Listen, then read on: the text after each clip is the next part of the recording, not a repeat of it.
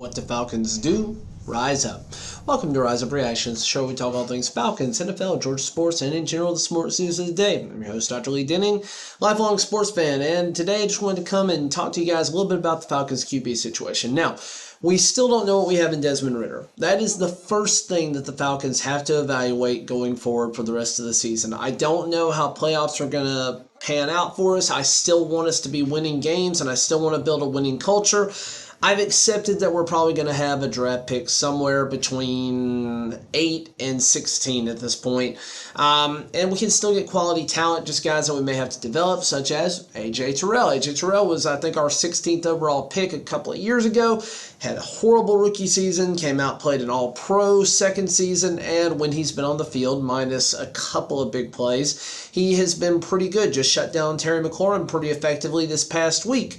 And almost had a pick. Just bobbled just a little bit. Could have been a big game changer for us. But anyways, quarterback is the position that is obviously most important, and we need to evaluate Desmond Ridder. We have a few games left to do that. We are 5-7 right now, and we play a total of 17 games. So we've got basically 5 more games to evaluate and see if he's the guy or not. I don't see us winning all 5 games. We would probably need to go 10-7 to win the division. 9-8 would be the absolute bare minimum to get into the playoffs. And if we lose another game, we are pretty much mathematically eliminated unless the Tampa Bay Buccaneers just go on some crazy losing streak here. But I do think they'll end up winning the division. But anyways, we're going to move on from that for just a second. Let's talk about what the Falcons need to do at quarterback. If Desmond Ridder, we evaluate him for 5 games, and he just looks terrible, or the coaches say, hey, this is what you wanted, this is what we've been seeing in practice, and it's, again, just like the reason they haven't played him so far, not translating to the field for some reason. So, I don't know. Let's just say Desmond Ridder's bad. Who would I like to have in the free agent class coming out? And the answer, unfortunately, is only a few guys. The draft class, we're probably not going to be able to draft one of the top 2 guys. We'd be looking kind of at that middling tier of quarterbacks next, and I don't think we need to do that in the middle of the first round. I would much rather start taking that defensive talent and offensive line talent and just trying to build around that. I do not want a skill position player on offense in the first round of this coming year. Please, Falcons front office, hear me. Nobody wants that. We can't use those. We need to build foundational pieces, which are your O-line, your D-line, your linebacking core, your safeties, your corners, guys that are going to be foundational pieces for the future. And really, the defensive line, getting an edge rusher, getting somebody that can put pressure. My God, if we had drafted Jordan Davis this year, just assuming he hadn't gotten hurt, that would have made a world of difference for the rest of our team. We chose not to do that. Went with Drake London instead. Again, Charles Cross would have made a defensive team on the offensive line. Didn't do that. But for quarterback, who are guys that I think we should be looking at? Now, I initially earlier in a video this week said that we should trade for Gardner Minshew. I did not realize that Gardner Minshew was coming up on the end of his time with the Philadelphia Eagles. So, Gardner Minshew, all he's done in his entire time as a quarterback is throw for almost 6,000 yards, 41 touchdowns to 12 interceptions. Let's see here, his fumbles. I don't think he has many fumbles at all. I don't see that stat immediately available. But he's been a very good quarterback. His record doesn't really reflect it. In Jacksonville, he was 7-13-0. And in Philadelphia, he's been 1-1 so far when he's been the quarterback, playing the majority of the game. But again, he is a solid quarterback, and he deserves a chance to be on a team somewhere. I think he would be a good fit for a rebuilding Atlanta, especially if we get some good pieces around him. He's a guy that we're not going to have to pay a ton of money to because he's still in the prove-it phase of his career. So he's a guy that I think would be cheap and would be worthwhile to evaluate and see if he could be a future quarterback, future franchise quarterback for us. Maybe a 3-year deal. He's going to be 27 at the start of the 2023 season. That would carry him into year 30, which is, again, he's in the prime of his career as a quarterback right now. So I think he could definitely be an asset to us. He has learned behind Jalen Hurts, or rather not even learned, but helped mentor Jalen Hurts into the quarterback that he is now because he has more pro experience. But would love to see him. He might get re-signed by somebody, but he's going to be a hot commodity for quarterback needy teams this offseason. But I don't think anybody's going to be looking to pay an arm and a leg for him. So, guy that I really like there that I think we could certainly get if Desmond Ridder is not the answer at the future. We already know Marcus Mariota is not. The only other guy that I think would be worthwhile would be Jimmy Garoppolo. And here's why. Jimmy Garoppolo, when healthy, again, big win here. He is 13-3 in 2019. He was 3-3 before getting hurt for the rest of the season in San Francisco. 9-6 the year after that, where they ended up going to the NFC Championship last year. And then 6-3 so far this year. Actually, sorry, I think they're 7-3. No, 6-3 this year. He's played 10 games so far. He's come in and been an excellent backup for him so far. Basically been a great quarterback for the San Francisco 49ers. And in the last couple of years, he has, in the year I think they went to the NFC Championship here as well. 27 touchdowns to 13 interceptions in 2019.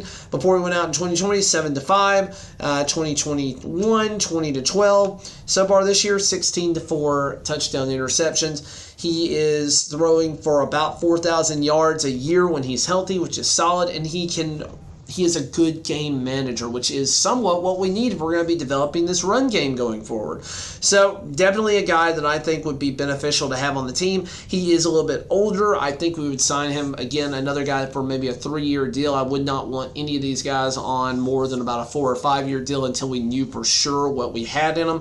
But Jimmy Garoppolo, proven commodity. He's just getting up there in years, and he does have some injury concerns in the long run. But a guy that should continue to be good going forward here. So those are really the only two free agents that I think are going to be available that would be worthwhile. Now, guys that I would like to have if they were available, but I do anticipate from the sample size we have, getting re-signed with their teams are as follows. Lamar Jackson, obviously hottest commodity quarterback that is a free agent this year. Baltimore, I think at this point, he's just trying to build his money up, build his worth up. They did just lose this past week, and he didn't look particularly good, so that might have hurt him a little bit. But somebody's going to have to pay him a crap ton of money. I don't know if Baltimore's going to be able to afford it. He turned down a 6-year, $280 million deal with them this offseason, which would have been a great deal overall. Just, I think he wants more of it guaranteed. Falcons will certainly have the ability to do that. And then again, we can draft defense at that point. We can draft positions that will help him. Kyle Pitts will come back, and he loves to throw to the tight end. Kyle Pitts, I think, is a better tight end than Mark Andrews in terms of raw potential, but just look what he's done with Mark Andrews and think about what he could do with us. The problem here, I think that Baltimore will ultimately re-sign him, so I don't think he's going to be an option to begin with. Another guy that I would like to have at this point, Mike White, a guy that the New York Jets took. I think he was like a 5th or 6th round quarterback taken. The same draft they got Zach Wilson just to kind of hedge their bets a little bit there. And he's looked better so far than Zach Wilson in a fairly small sample size. But even in one game starting for the Jets, he has looked better than Zach Wilson the entire season. In one game, he had 3 touchdowns. Zach Wilson has had 4 total in the entire season. And now the Jets look like a legitimate contender because they may have fixed the only spot that was really hurting them. Now, they did play the pretty hapless Chicago Bears, so I do want to see him against competition. He's a guy, though, that at this point, Jets are probably looking to re-sign, and I think they're going to be looking to go Mike White time for the rest of his career there. So they may have their franchise guy. They may have a stopgap for a few years. And they still have Zach Wilson to evaluate for the long term as well. But Zach Wilson is definitely immature for the quarterback position. So far, 2 years into his career, making terrible locker room decisions to throw his defense under the bus and not accept responsibility for what clearly is his fault on offense, and just needs to be a better leader in that locker room before he can be the guy there. So we'll see what happens in the years coming forward. But again, Mike White, a guy that I don't think will be available, but probably would be a decent play to see what he has. And then finally, not as excited about this guy, Geno Smith. He would, I think he's going to be 32 or 33 at the start of next season. He's had a great renaissance with Seattle. I do think Seattle at this point, given the success they've had, did just lose a little bit, but that's more on the defense than it is on the offense. In a overtime match with the Raiders.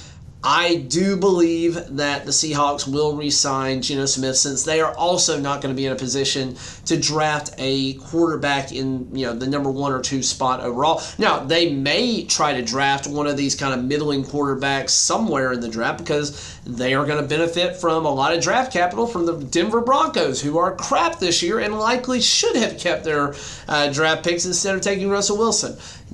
I don't think anybody thought that could really be bad, except for Tom freaking Grossi, who just threw it out into the ether. What if he's bad? And I don't think any of us thought that. But anyway, Denver's locked in for a little bit with him, because they did just extend him for a crap ton of money. But those are guys that I think we would want potentially at quarterback if Desmond Ritter's bad, but I just don't think we're going to be able to, because then they're going to get re-signed with their team before the offseason even really officially happens. Finally, I have a list of 6 guys who are going to be free agents who I am just absolutely saying no to. 1, Tom Brady. Do I need to say anything here? He is the bane of the Falcons' existence, and I do not want to see him on our team for any reason. He would probably be a decent option for us for a year or 2. I don't want to see him in a Falcons jersey. I am sick of Tom Brady as a Falcons fan. I respect the heck out of him. Don't want to see him in a Falcons uniform. Next guy, Sam Darnold.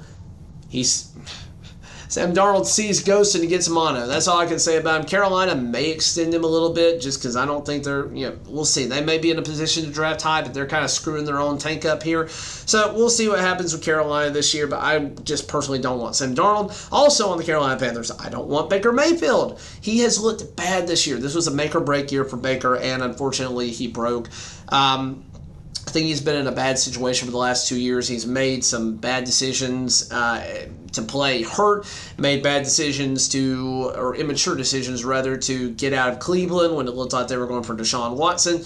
Just the way he handled that was not particularly good and doesn't inspire confidence from a front office standpoint. And Baker just has not looked good. I spoke volumes of good about him this offseason because I thought he deserved a chance. He had his chance. He blew it. I think he's a backup. He probably will start some games somewhere at some time, but he has shown that he doesn't have it at this point in time. Maybe he'll get his mojo back, but right now it ain't there.